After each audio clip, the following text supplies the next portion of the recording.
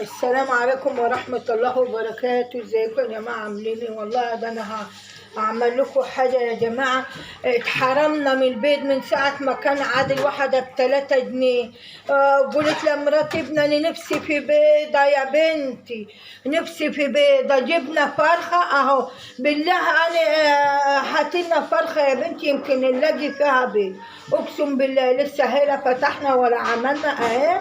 انا هفتحها بالسكينه اهي وهنلاقي انا هنشوف كده احنا وانتوا على الله.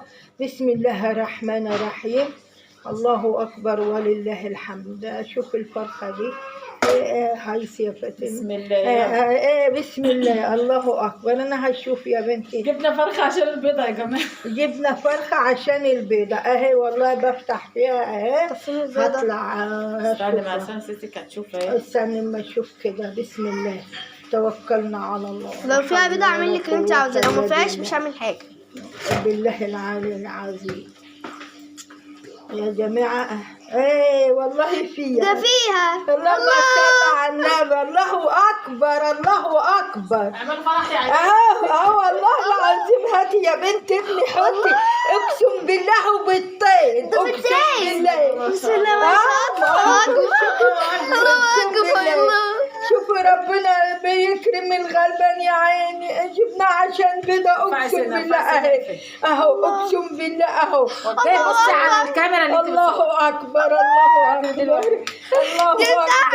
انا كنت عشمانه في ربنا بيضة واحدة طلعوا 2. اقسم بالله اهي الثانية اهي. اقسم بربي ما اعرف فيها 2 ولا فيها.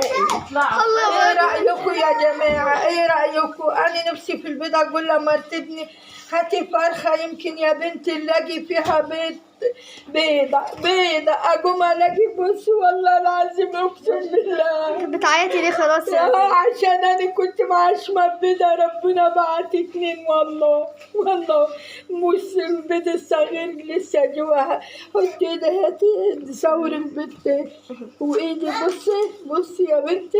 الله اكبر، الله اكبر. اللهم صل على سيدنا النبي. اللهم صل على سيدنا والمصحف دي اول فرخة طنط طلعتها لنا وماما قالت لها اذبحيها على طول.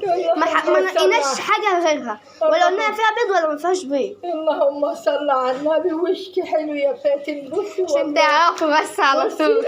والله والصغير وواحدة كبيرة انا هفتح. بس التانية ما فيهاش قش. لا فيها اهي. بصي الله اكبر. هاتي وش، هاتي وش صوري. الله اكبر. تقولوا لي ايه رايكم في التعليق يا جماعه؟